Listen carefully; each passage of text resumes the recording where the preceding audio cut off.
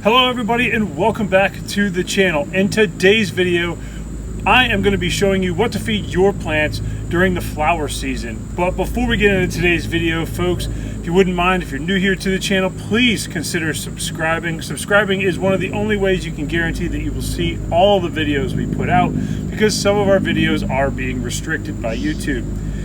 For those of you that have already supported our farm, I do appreciate all the support. And if you guys want to support our farm any further, please check out the website links in the description below. And don't forget to give the video a big thumbs up before you exit. All right, folks, so you guys have been starving for information on how to feed your plants. And today, that's what I want to show you guys. I've gotten countless comments asking this question, and I felt like this was a great time to do a compost tea refresher. Now, we do have other videos here on the channel on how to feed your plants, but today we have a little bit new of a recipe, so why not share it? And so we're going to dive into some of the base stuff that you will need for a compost tea during this time of year. So let's get right into what we're going to be using today. Now, the base for a compost tea is typically compost. I have used worm castings in the past, but today we will be using Coast of Maine's lobster compost. By far my favorite compost, and this can be found at most garden centers on the East Coast now, and they do have a locator. If you guys are interested in a lot of Coast of Maine's products, go ahead and check out their link in the description below. I'll leave it there for you guys to use. So I do appreciate Coast of Maine also supplying this as well. All right, next thing you're gonna want is something high in phosphorus. Now, you really want a lot of flower spots. This creates blooming, and it's in the name, buds and blooms. This is what you want pre-flower, flowering, and this goes for tomatoes, peppers, anything that you need to flower. You really want phosphorus. That's really what triggers a plant to flower. And then the third element to this compost tea, along with a whole bunch of other things, is Cold War Organics Angel's Touch. Now, this has made a few appearances, especially this time of year, and the reason being is because its potassium is very high. It's actually one of the highest organic things that I've found that had this number of potassium. Its NPK value, the K value for potassium, is 17 on this. So if you guys are interested in Cold War Organics, I can leave that link in the description below as well. Definitely check them out. They have a great line of products. But those are the three things we're going to be using as a base for the compost tea. And then we're going to add a bunch of stuff in there as well. But this is really what you need for this time of year. So let's head over. Let's start making this compost tea. Let me break it down for you so that you can feed your plants this summer. Okay, so you've already been introduced to the base layer. We'll go over it real quick. Buds and blooms for phosphorus, compost for the base, and then Angel's Touch for the potassium. So now we can add a bunch of different things. And what we're gonna go over right now is, I call it a generic plant food. It's not generic in nature, but it's got NPK values are pretty standard. You could pick and choose, and you don't even have to add these if you know your plants are doing very, very well. So today we're gonna talk about the generic plant food that you can add. The first thing we're gonna talk about is Stonington Blend Organic Plant Food, K value. It's a 524. Very nice, use it a lot, and we'll be adding just a little bit of this to our compost tea. Another one that's a fairly generic NPK value plant food is Bud Bread by Cold War Organics. This is a 5.4, 2.8, 8.4. So a little stronger than the Stonington blend. So if you need a little bit of an extra kick, use this. We won't be using this one today, but I have in the past and had great results. All right, so now we're going to start talking about micronutrients. Here we have some Mammoth P. This is just a sample. I've used this in the past, so I'm really excited to add this to the compost tea. And we'll be adding this whole little sample right into a 5-gallon bucket. Microbes are very important for root development, plant growth. I've used Mammoth P, I've used fish shit, I've used a bunch of other things in the past, but this particular one I've had great results with as well. We're also going to be adding kelp, liquid kelp from Coast of Maine for some micronutrients, and we'll be also adding a little bit of liquid crab for some chitin, a little bit of boost, a little bit of plant vigor that we'll want out of this. And then one thing that we're going to be doing is base dressing the plant with some worm casting. So that's what we're going to do first. Then we're gonna make our compost tea. So let's go feed this plant.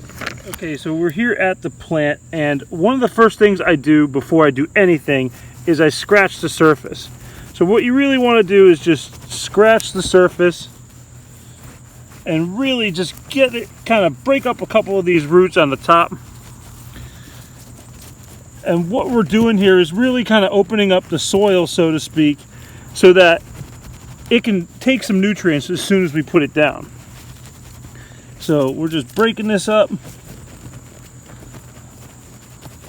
Now the next thing we're going to do is we're going to take some worm castings. Now this doesn't have to be done every time you do a compost tea, but for today's purposes we're going to add a little bit of this. Now it's super dark and really nice, and we're just going to add a couple handfuls in here. Now what this really does is adds to the nutrients, adds to the plant health. You really want to add some stuff. This plant's been in here all summer long, so you're really just trying to give it some food. And what better than some worm castings? This stuff is literally black gold. Okay, so now that we've done that, we mix it all into the surface. Maybe one more for good measure.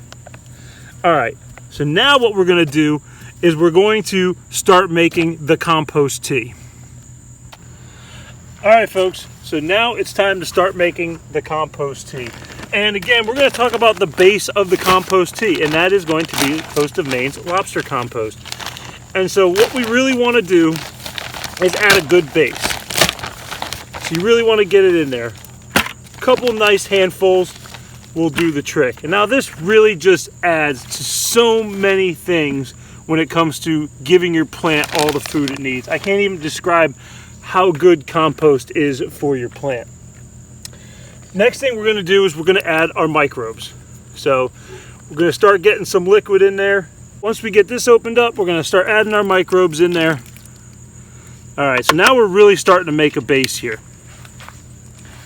There's not a lot of this left in this bottle, so we're going to give our liquid kelp. Now, if you want to be scientific about it, 2 ounces per gallon.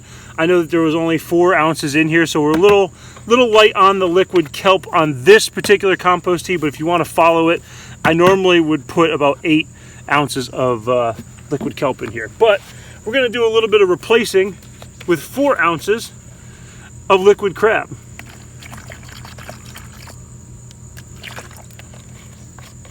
Now you can improvise this compost tea. This isn't a live by compost tea recipe. But what I'm about to show you next is the most important part of this compost tea for this time of year. Buds and blooms. You want to get some in there.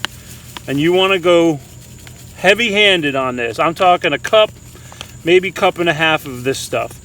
You really want to get this in there. You want this phosphorus. The next thing you're going to want is Angel's Touch.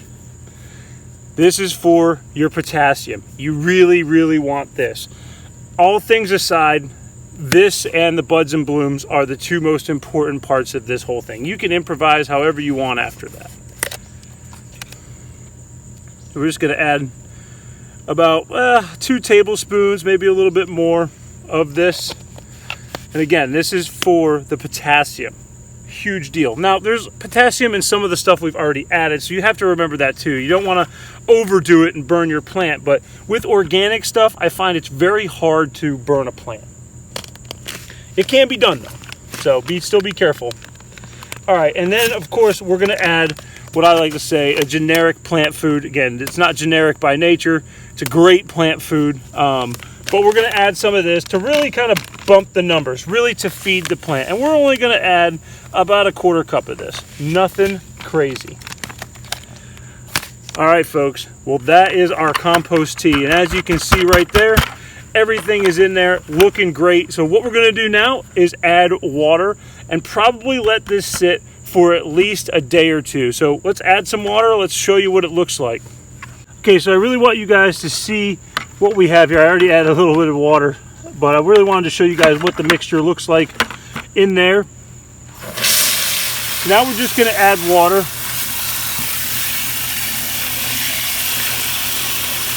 And one of the important things that I do when I add water is once I start getting a base of water in there, I really just take this wand as it's aerating, and I just kind of mix it around, really get that stuff going, mingling all together. Now the cool thing about this is if you really need to feed your plants today and you don't want to wait the 24 hours, you can absolutely get this ready to go for your plants today. Letting it sit really just lets all the microorganisms and microbes kind of mingle, but there is nothing saying you can't feed your plants this the very same day you make it.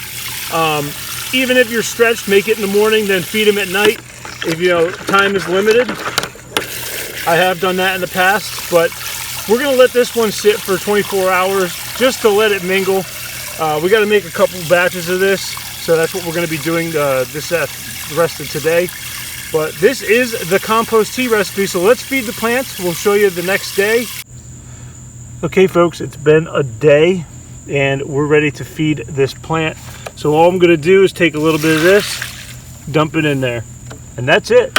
You let it soak in, you go around to all your plants. You can add more depending on how much your plant needs. And we probably will. We'll let this soak in. As it soaks in, you'll see there, it's looking really nice. But that's what we're going to do to all the plants. We're just going to go around and feed them. Well folks, that is my compost tea for this time of year. Now it varies from time of year, but this is very important. I get a lot of questions what to feed my plants right now. This is what you want to be feeding them. I hope I was able to give you at least the basics to get started on a good compost tea for your plants. But really folks, that is it for today. If you guys have any questions, leave a comment on the video. Please don't forget to give it a big thumbs up. If you guys need to get in touch with me, you can find my Instagram, Facebook, all that down in the description below. If you want to support the farm, go ahead and check out our website link in the description below as well. But folks, that is it for today. I really hope you enjoyed this video. Hope your plants get fed, and I hope you all stay happy, healthy, and I will see you in another video.